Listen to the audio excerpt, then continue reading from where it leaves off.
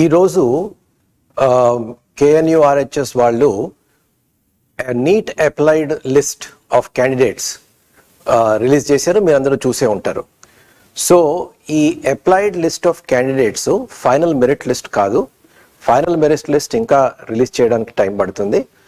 And ఎందుకు release చేయలేదు అంటే ఈ ఎన్సిసి క్యాండిడేట్స్ ఫైనలైజ్ కాలేదు. ఎందుకంటే వాళ్ళకి గ్రేస్ మార్క్స్ యాడ్ చేసిన తర్వాత వాళ్ళని కూడా ఇంక్లూడ్ చేసి అప్పుడు మెరిట్ లిస్ట్ తీసుకోవాలి. సో కొంచెం అది టైం పట్టేటట్టు ఉంది. సో ఈ అప్లైడ్ లిస్ట్ చూస్తే 2 వారాల క్రితం మనకి డిస్ప్లే లిస్ట్ వచ్చింది. డిస్ప్లే లిస్ట్ అంటే ఏంటి? నీట్ క్వాలిఫైడ్ క్యాండిడేట్స్ లిస్ట్ వచ్చింది. దానికి ఈ అప్లైడ్ లిస్ట్కి చూస్తే సీరియల్ నంబర్ వైజ్ పొజిషన్ చూసుకుంటే పెద్దగా తేడా కనిపించట్లేదు మనకి. ఎందుకంటే ఈ సంవత్సరం మనకి ఎస్వియు అండ్ ఏయు స్టూడెంట్స్ ఎవరు ఈసారి అప్లై చేయలేదు. సో దానివల్ల పెద్దగా మనకి తేడా కనిపించలేదు. అండ్ మనము 2 వీక్స్ బ్యాకే ఒక వీడియోలో లోకల్ కట్ ఆఫ్స్ ప్రకారము లాస్ట్ ఇయర్ ఏ విధంగా ఉన్నాయి, 2023 కట్ ఆఫ్స్ ఏ విధంగా ఉన్నాయి అన్నది మనం అనలైజ్ చేసాము. So you can apply the same thing for this list also. ఎందుకంటే ఇప్పుడు మనకి ఒక రకంగా మెరిట్ లిస్ట్ అనే చెప్పాలి. దీనికి మెరిట్ లిస్ట్కి కొంచెం తేడాలు ఉంటాయి. There will be some changes. ప్రధానంగా అందులో ఒకటి ఏమవుతుంది అంటే నాన్ లోకల్ క్యాండిడేట్స్ ఒక 9 మంది, ఒక 900 మంది ఉన్నారు మొత్తం లిస్ట్లో. ఒక 900 మంది ఉన్నారు. వీళ్ళ సంగతి రేపు కోర్టు తెలుస్తుంది. And what ever it is, ఆ 900 అంటే టాప్ ర్యాంక్స్లో వాళ్ళు ఉండేది కొంచెం తక్కువే.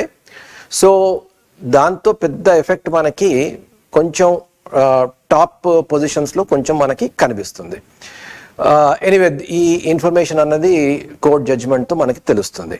సో లాస్ట్ ఇయర్కి ఈ ఇయర్కి కట్ ఆఫ్ మీద ఎఫెక్ట్ చేంజ్ అవ్వడానికి 2-3 ఫ్యాక్టర్స్ ఉన్నాయి. ఒకటి, ఈసారి నాన్ లోకల్ కేటగిరీ అన్నది లేదు, నంబర్ 1. సో మనకి ఒక 130 to 150 సీట్స్ మనకి మిగులుతున్నాయి. 2, ఇక్కడి నుంచి సిద్ధార్థకి అప్లై చేయడానికి లేదు. సో దానివల్ల there will be a difference. 3వది అండ్ వెరీ వెరీ సిగ్నిఫికెంట్లీ, ఈ సంవత్సరం తెలంగాణ నుంచి ఆల్ ఇండియా కోటాలో వెళ్ళే వాళ్ళ నంబర్ తగ్గింది. సో ఈ 2-3 ఫ్యాక్టర్స్ దృష్టిలో పెట్టుకొని కట్ ఆఫ్స్ మీద కొంచెం ప్రభావం ఉంటుంది. ఆ తర్వాత మనకి ఈసారి అడ్వాంటేజ్ ఏంటంటే ఒక 4 అడిషనల్గా కాలేజెస్ యాడ్ అయ్యాయి. So that is a positive. So positives ఎక్కువ, నెగటివ్స్ తక్కువ. సో డెఫినెట్లీ నెట్ పాజిటివ్ అనే చెప్పాలి.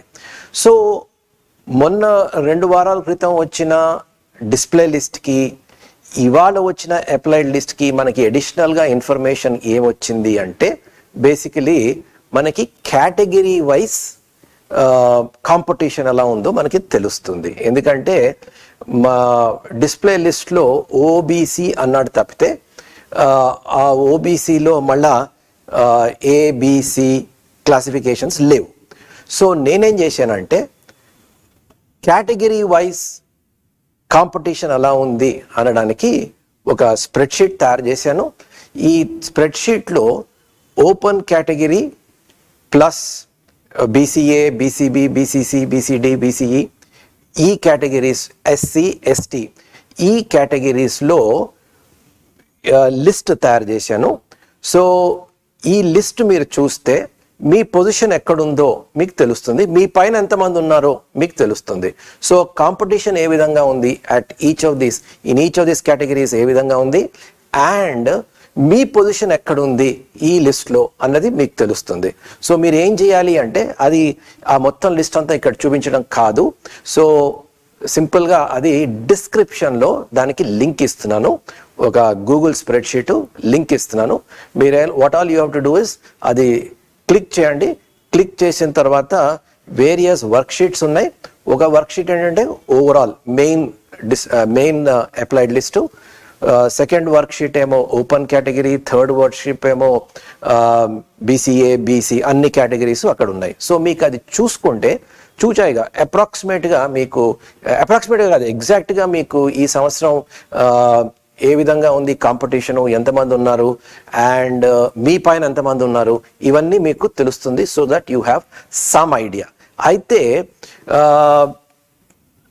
లాస్ట్ ఇయర్ మనము లోకల్ ర్యాంక్ ప్రకారము కట్ ఆఫ్స్ ఏ విధంగా ఉన్నాయో లాస్ట్ వీడియోలో చూసాము.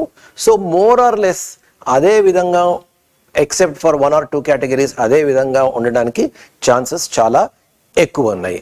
ఎనీవే మెరిట్ లిస్ట్ ఎప్పుడైతే రిలీజ్ అవుతుందో, రిలీజ్ అయిన తర్వాత మనం కంప్లీట్ అనాలిసిస్ చేయడానికి ఛాన్స్ ఉంటుంది. అప్పటి వరకు మీరు ఈ కేటగిరీ లిస్ట్ అన్నది మీకు చూస్తే ఒక ఐడియా వస్తుంది.